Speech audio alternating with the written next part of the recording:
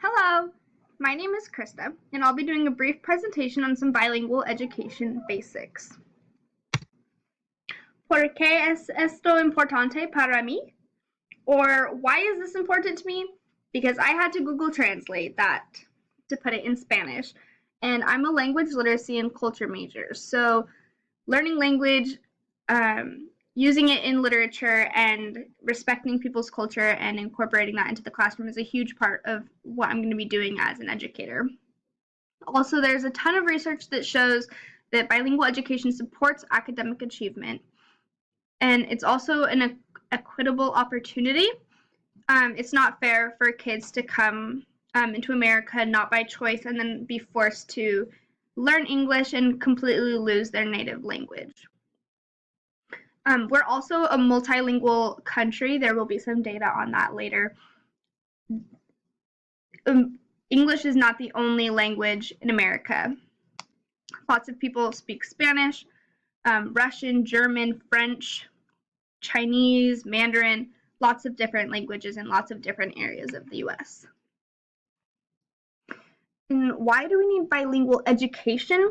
Yes, a lot of people will agree it's cool to be bilingual, it's important to learn more than one language, but will argue that we don't need to be teaching young children two languages because it might be confusing. But research shows that there's this thing called the critical period, and it's a hypothesis that says there is a period of growth in which full native competence is possible when acquiring a language. This period is from early childhood to adolescence. So because of the way the brain develops and its plasticity when you're younger, it makes it easier to learn a language than when you're older. So teaching children two languages from a very young age leads to them being more fluent as adults. The perspective of prospective educators. I did a survey with 15 responses, and I interviewed people in my cohort. 7 out of 15 of the responses said they speak more than one language. The languages were Spanish and French that were not English. 13 out of 15, 87%, are willing to learn a new language to better communicate with their students. 13 out of 15 think it is important to be bilingual. And 2 out of 15 think the importance depends on the demographics of their district. I did this infographic a couple weeks ago about a couple different myths in America and a fact about America. A lot of people wonder why we would teach a language other than English because they will argue it's the mainly used language. But that is a myth. America is not monolingual. The graph below reflects how many different languages are spoken at home. So 166 different languages are spoken in Seattle at home.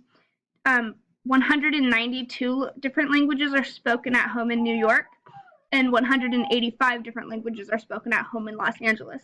So clearly in those areas, bilingual education would be highly beneficial to the residents there. Also, a lot of people will say that bilingual education is confusing. Dual language immersion programs have been researched, and it is still being researched extensively. It is now known and proven that dual language programs have several benefits, one of which is shown on the graph. And it's hard to see, but the two-way dual immersion has the highest academic achievement over a long period of time. And a fact, we have a growing population of English language learners. We have a ton of immigration every year. And according to some data that the NCES gave, 37 states in the District of Columbia experienced an increase in the percentage of ELL students between 2013 and 14 and 2014-15, with the largest increase occurring in Nevada, a 1.5 percentage point.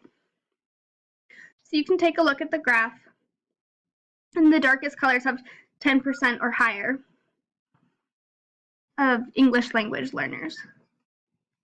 And in summary, bilingual education has many benefits. There's many research studies being done, and learning another language is easiest during the critical period according to that research.